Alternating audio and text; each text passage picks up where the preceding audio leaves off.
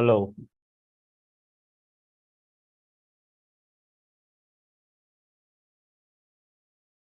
Hello. Hello. Hello. So today we are going to see the class on sections 2 to 10 of Contract Act. So இன்னைக்கு நம்ம கிளாஸ்ல வந்து 2 to 10 of Contract Actல சில case loss பார்க்க போறோம். So அதில் first important case law என்னன்னு பார்த்தோம்னா ஆடம்ஸ் வர்சஸ் லின்செல். ஸோ இந்த ஆடம்ஸ் வர்சஸ் லின்செல் கேஸ் லால வந்து முக்கியமான விஷயம் என்ன அப்படின்னா,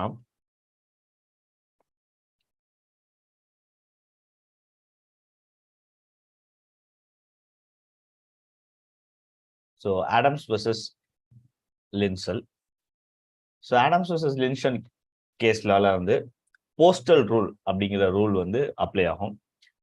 ஸோ நம்ம போஸ்டல் ரூல் என்ன அப்படின்னு பார்க்கறதுக்கு முன்னாடி கான்ட்ராக்ட் லா செக்ஷன் 4 பார்த்துடலாம்.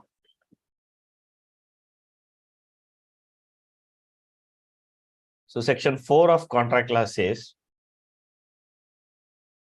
the communication of proposal is complete when it comes to the knowledge of the person to whom it is made. So communication of the proposal எப்ப complete ஆகும்னா when it comes to the knowledge of the person to whom it is made.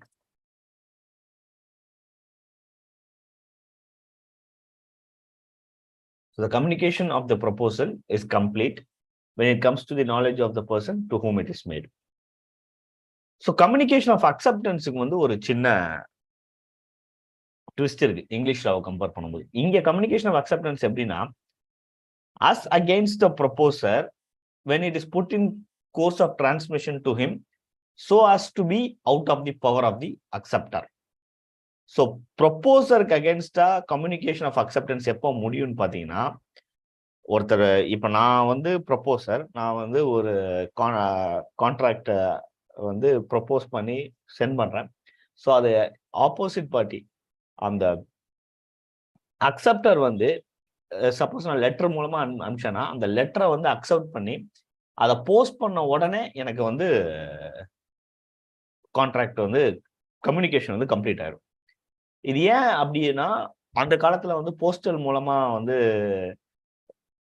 இந்த கான்ட்ராக்ட்ஸ்லாம் செய்யும் போது சில நேரங்கள்ல போஸ்டல்ல வந்து letters loss ஆகலாம், வர்றதுக்கு லேட் ஆகலாம். ஸோ அதெல்லாம் ஃபேக்டர் பண்ணி இந்த பிரச்சனையெல்லாம் வரக்கூடாதுங்கிறதுக்காண்டி ஒன்ஸ் ஒரு அக்செப்டர் வந்து லெட்டரை அக்செப்ட் பண்ணி போஸ்ட் பண்ண அடுத்த நிமிஷமே வந்து ப்ரொபோசருக்கு வந்து கம்யூனிகேஷன் ஆஃப் அக்செப்டன்ஸ் கம்ப்ளீட் ஆயிடும். அஸ் அகேன்ஸ்ட் த அக்செப்டர், இப்போ நான் லெட்டர் அக்செப்ட் பண்ணி நான் போஸ்ட் பண்றேன்னா அது வந்து அவரோட நாலேஜுக்கு வந்தாதான் இதாகும்.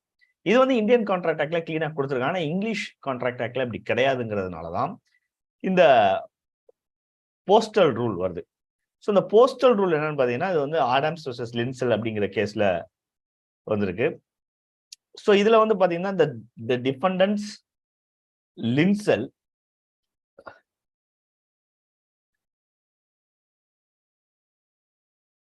ஸோ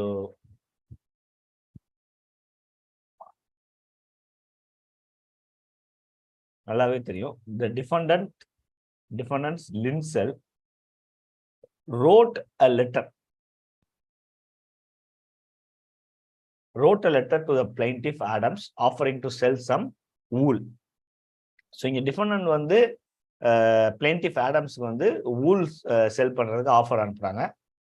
அவங்க வந்து அதுல வந்து இந்த letter the ask for reply in course of post. So போஸ்ட்ல வந்து ரிப்ளை பண்ணுங்க அப்படின்னு சொல்லிடுறாங்க.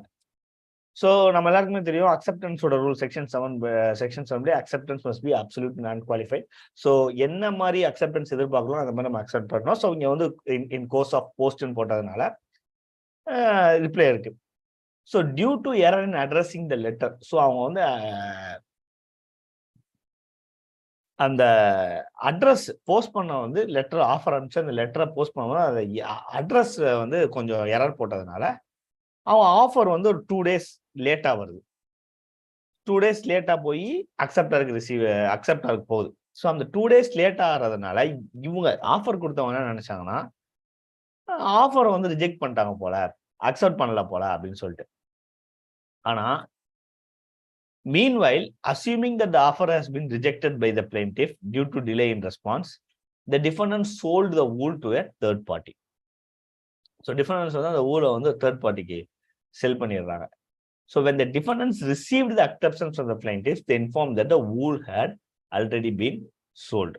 ஸோ இங்க என்ன பிரச்சனை இருக்குன்னா, ஃபர்ஸ்ட் ஒரு ஆஃபர் அனுப்புறாங்க லெட்டர் மூலமா. அந்த ஆஃபரை வந்து லெட்டர் மூலமா அக்செப்ட் பண்ணிக்கணும்னு சொல்றாங்க. அந்த லெட்டர் மூலமா அக்செப்ட் பண்ணி சொன்ன போகும்போது அட்ரஸ் தப்பானதுனால அக்செப்டாருக்கு லெட்டர் லேட்டா போகுது.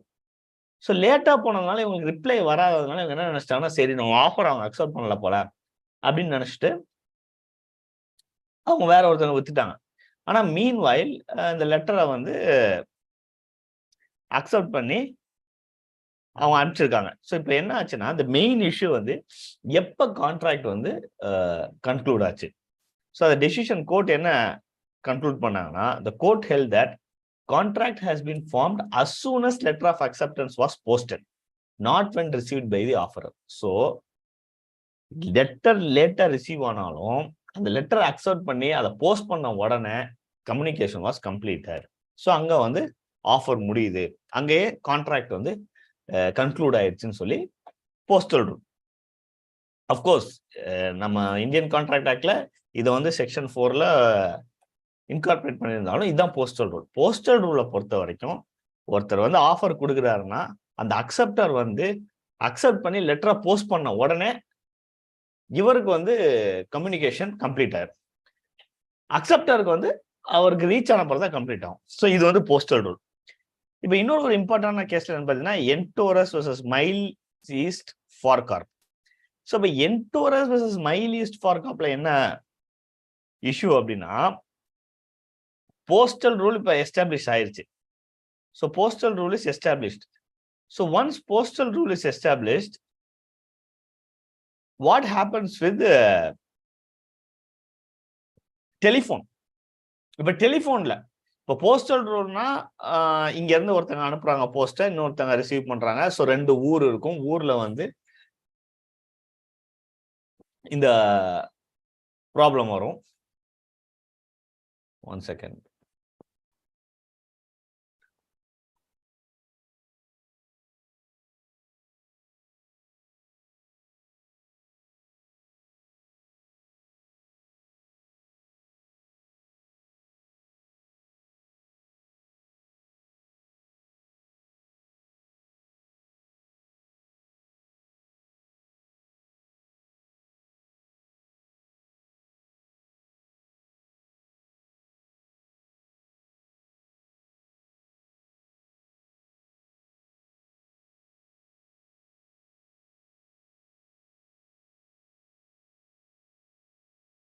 ஸோ போஸ்டல் ரூல் நான் சொன்ன மாதிரி போஸ்டல் ரூல்ல வந்து கிளியரா லெட்டர் அனுப்பும் போகும்போது ஒன்ஸ் அக்செப்டார் வந்து அந்த லெட்டர் அக்செப்ட் பண்ணி அனுப்பிச்சு அடுத்த நிமிஷமே வந்து அவருக்கு வந்து கம்யூனிகேஷன் வந்து கம்ப்ளீட் ஆயிடும் ப்ரொபோசருக்கு.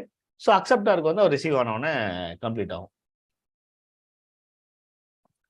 ஸோ இது வந்து டெலிஃபோன் கம்யூனிகேஷன்ஸ்ல வந்து இந்த ரூல் அப்ளை ஆகாது.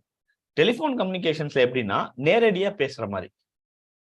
ஸோ இப்போ போஸ்டல் ரூல்ல வந்து சப்போஸ் நான் சென்னையில இருந்து மதுரைக்கு லெட்டர் அனுப்புறேன்னா, மதுரையில அவர் அக்செப்டன்ஸை கம்ப்ளீட் பண்ணி அதை அனுப்பிச்ச உடனே எனக்கு ப்ரொபோசருக்கு வந்து கான்ட்ராக்ட் வந்து கம்யூனிகேஷன் கம்ப்ளீட் ஆயிரும்.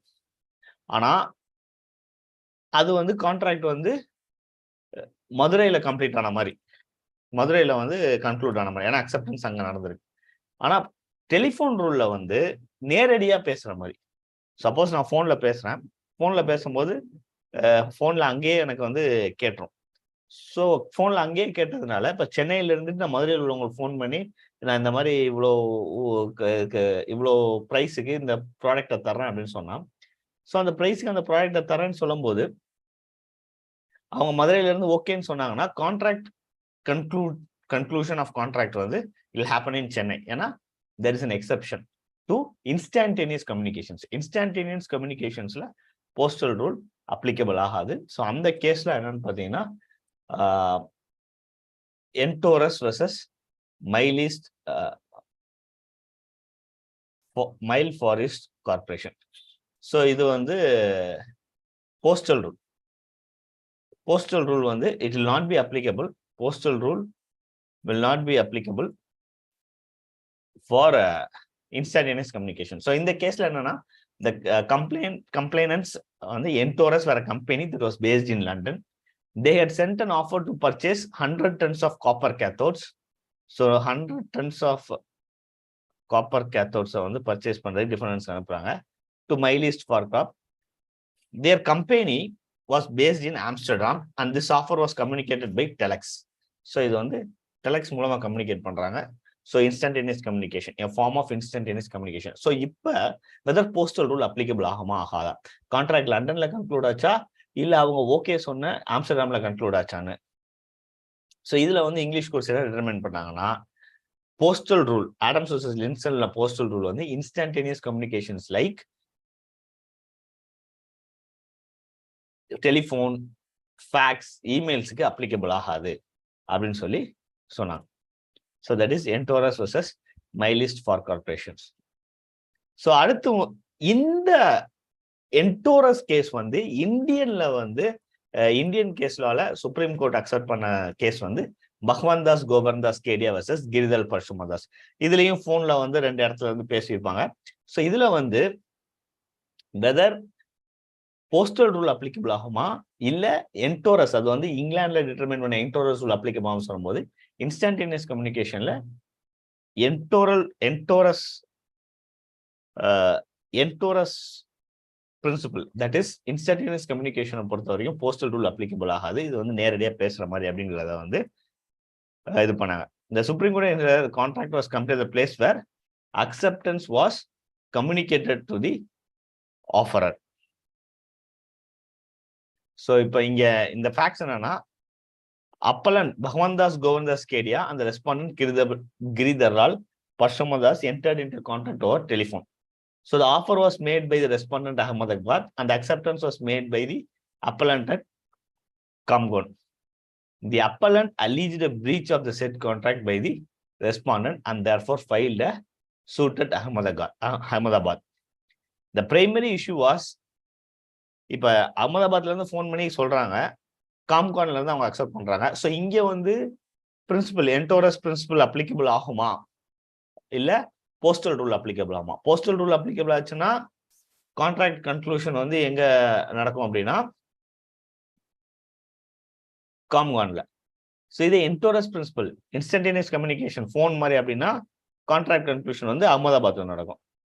ஸோ இந்த கேஸ்ல வந்து கான்ட்ராக்ட் வந்து அகமதாபாத்ல கன்க்ளூட் ஆனதா சுப்ரீம் கோர்ட் சொன்னாங்க, அப்ளைங் என்டோரஸ் பிரின்சிபல். ஸோ இந்த 3 case laws is very important. So அடுத்து நம்ம பார்க்க போற முக்கியமான டாபிக் என்னன்னா,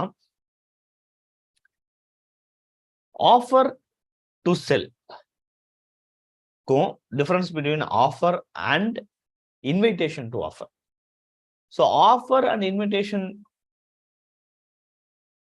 டு ஆஃபருக்கான மேஜர் டிஃபரன்ஸ்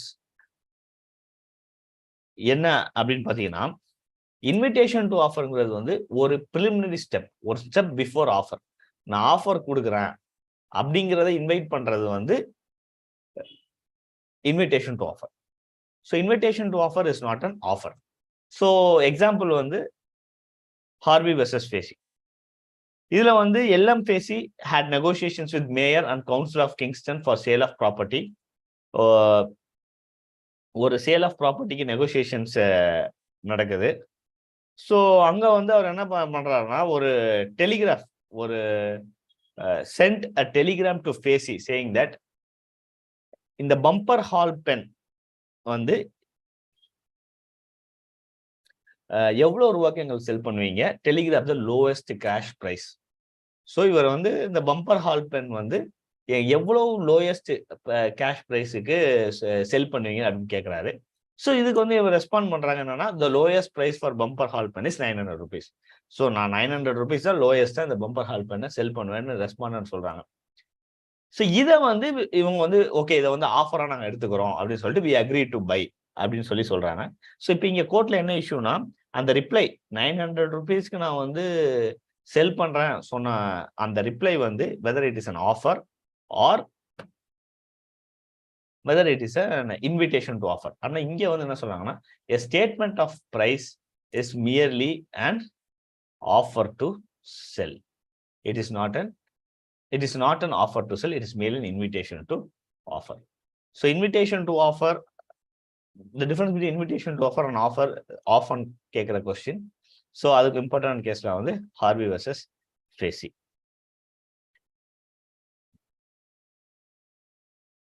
அடுத்து இம்பார்ட்டன்டான கேஸ்ல பாத்தீங்கன்னா செக்ஷன் 7 இதுல இன்வால்வ் ஆயிருக்கும். ஸோ செக்ஷன் 7 காட்டுறேன். செக்ஷன் 7 வந்து acceptance must be absolute and unqualified. So acceptance வந்து அப்சல்யூட் அண்ட் அன்குவாலிஃபைட் அப்படின்னா அக்செப்டன்ஸை வந்து கரெக்டா கிளியரா கம்யூனிகேட் பண்ணும். ஓகே நான் அக்செப்ட் பண்றேன் அப்படின்னு அன்குவாலிஃபைடா எதுவும் சொல்லக்கூடாது. சப்போஸ் 900 rupees பென் வாங்கலாம் அப்படின்னு சொன்னா 900 rupees ஓகே சொல்லணும். சப்போஸ் அந்த பென் ரெட் கலர் இருந்தால் தான் 900 rupees அப்படின்னா இதெல்லாம் குவாலிஃபைட் அக்செப்டன்ஸ். ஸோ எந்த விதமான ஒரு கிரைட்டீரியா கண்டிஷன்ஸும் வைக்காம நம்ம அக்செப்டன்ஸ் இது பண்ணணும். ஸோ அதுக்கு இப்போ எக்ஸாம்ஸ்ல கேட்டாங்கன்னா கேஸ் லா வந்து good case law is Felthouse versus Bindley. So இதுல வந்து it involves a dispute between Felthouse and nephew and horse. So அதுல வந்து ஹார்ஸ் வாங்கணும் அப்படின்னு சொல்றாங்க. ஸோ அதுல வந்து ஹார்ஸோட பிரைஸோட நெகோசியேஷன்ஸ்ல இஷ்யூ ஆகுது. ஹார்ஸோட பிரைஸோட நெகோசியேஷன்ஸ்ல இஷ்யூ ஆகுது. ஸோ இப்போ பிரைஸோட நெகோசியேஷன்ஸ்ல இஷ்யூ ஆகும் போகும்போது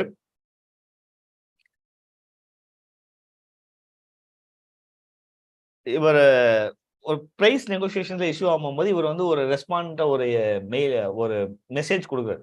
சப்போஸ் ஹார்ஸோட பிரைஸ் வந்து 30, இதை வந்து 31 அப்படின்னு சொல்லிட்டு.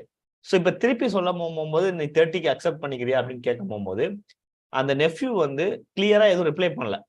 அது சும்மா வாங்கி வச்சுட்டு அமைதியா இருக்காரு.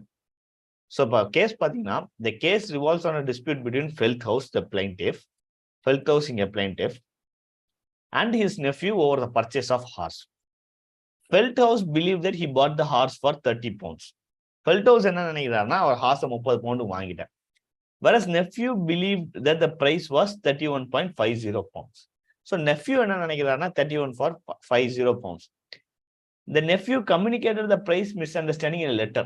இவர் வந்து 30 poundsக்கு நான் வாங்கிட்டேன்னு அவரோட அங்கிள் நினைக்கிறார். நெஃப்யூ என்ன சொல்றாங்கன்னா நான் 31.50 poundsக்கு தான் கார்ஸை விற்கணும்ன்றது தான் இந்த டிஃபரன்ஸ் இருக்கு அப்படின்னு சொல்லி he is communicating it.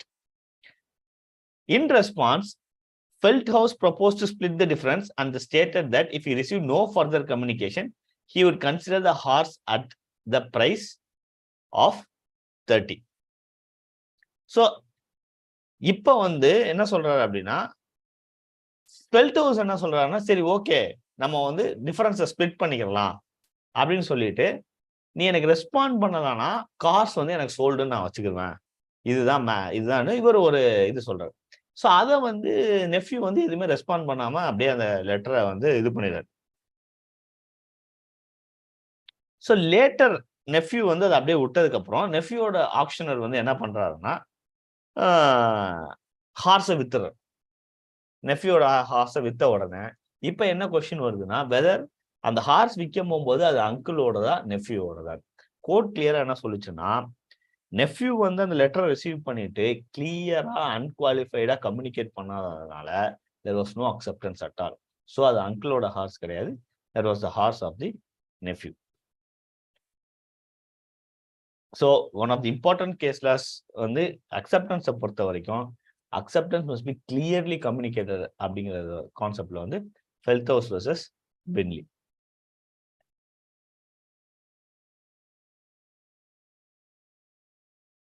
So அடுத்து வந்து நான் சொன்ன மாதிரி கான்ட்ராக்ட்ல செக்ஷன்ஸ் 2 to 10ல ஆஃபர்ல முக்கியமான கொஸ்டின் வந்து the difference between offer and invitation to treat. So invitation to treat அப்படின்னு என்னன்னா it's a preliminary step before offer. So அது வந்து invitation to treat cannot be considered as an offer. So அதை வந்து நீங்க ஆஃபரை கன்சிடர் பண்ணி அதை அக்செப்ட் பண்ணி கான்ட்ராக்ட் ஃபார்ம் ஆயிடுச்சுன்னு சொல்லிட்டு நீங்க கோர்ட்ல கேஸ் போறீங்கன்னா கோர்ட் அக்செப்ட் பண்ணாது. Some of the examples of invitation to treat are goods displayed in shop. ஷாப்ல எல்லாம் டிஸ்பிளே பண்ணிருக்க குட்ஸ், ஸோ அது வந்து it's a invitation to treat. அடுத்து அட்வர்டைஸ்மெண்ட்ஸ். ஸோ அட்வர்டைஸ்மெண்ட்ஸ் பண்றது, ஆக்ஷன்ஸ், இது எல்லாமே வந்து generally consider as invitation to treat. These are not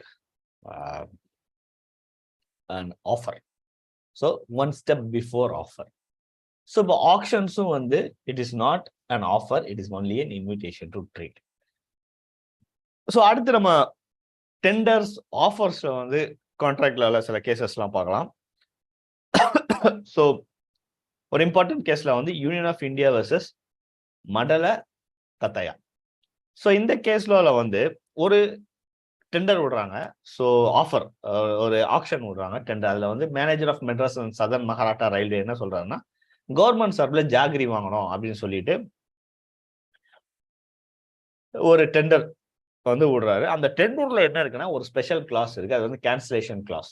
அந்த கேன்சலேஷன் கிளாஸ்ல என்னன்னா, அந்த கேன்சலேஷன் கிளாஸ் என்ன சொல்றாங்கன்னா, நாங்க எப்ப வேணாலும் ரயில்வேஸ் வந்து இந்த ஆர்டரை நாங்க கேன்சல் பண்ணுவோம் அப்படின்னு சொல்லி டெண்டர் விடுறாங்க. ஸோ அவங்களும் அக்செப்ட் பண்ணிக்கிறாங்க. ஸோ 2 பேரும் வந்து ரயில்வேஸ் வந்து இவ்வளோ ஜாக்ரி ஆர்டர் பண்றாங்க. ஸோ அவர் ஒரு particular amount of jaggery has been order. So அதுக்கு வந்து அவர் வந்து ஜாக்ரி வந்து அனுப்பணும், சென்ட் பண்ணணும், சப்ளை பண்ணணும். ஸோ இப்படி இடைப்பட்டு இருக்க போகும்போது ரயில்வேஸ் வந்து அந்த ஏற்கனவே ஒரு கேன்சலேஷன் கிளாஸை யூஸ் பண்ணி இந்த கான்ட்ராக்டை முடிச்சுக்கிறாங்க.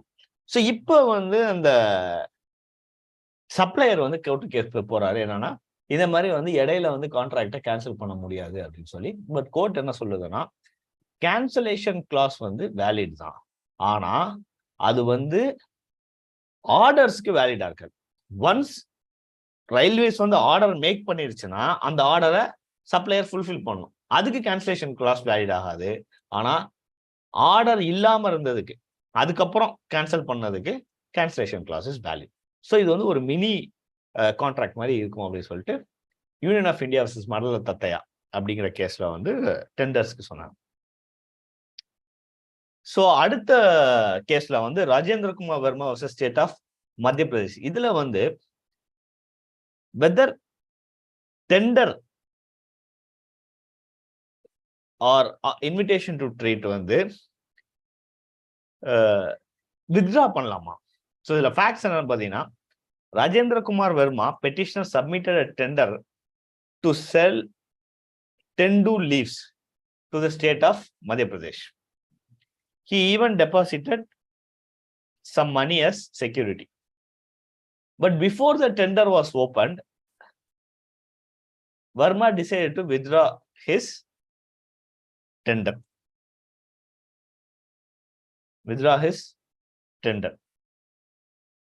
He sent in a request asking the state not to open his tender at all.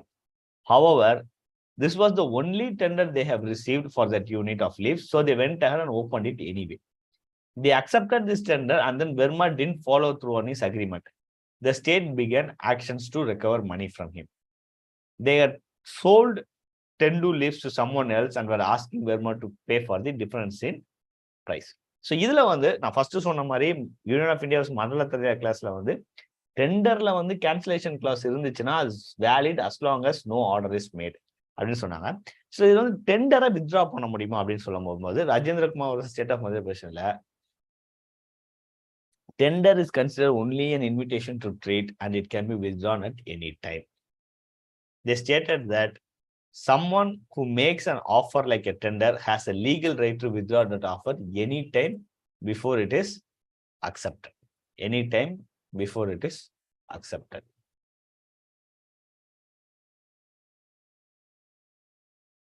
So there was no longer an offer on table. So tender வந்து anytime வந்து it can be withdrawn before acceptance. Acceptanceக்கு முன்னாடி வந்து withdraw பண்ணிடும். That is the most important thing. Whether conditional tender is valid or not. Kanhaiya Agarwal versus Union of India. So இந்த case லால வந்து conditional tender is acceptable. Conditional tender is acceptable அப்படின்னு சொல்லி court வந்து சொல்லுச்சு.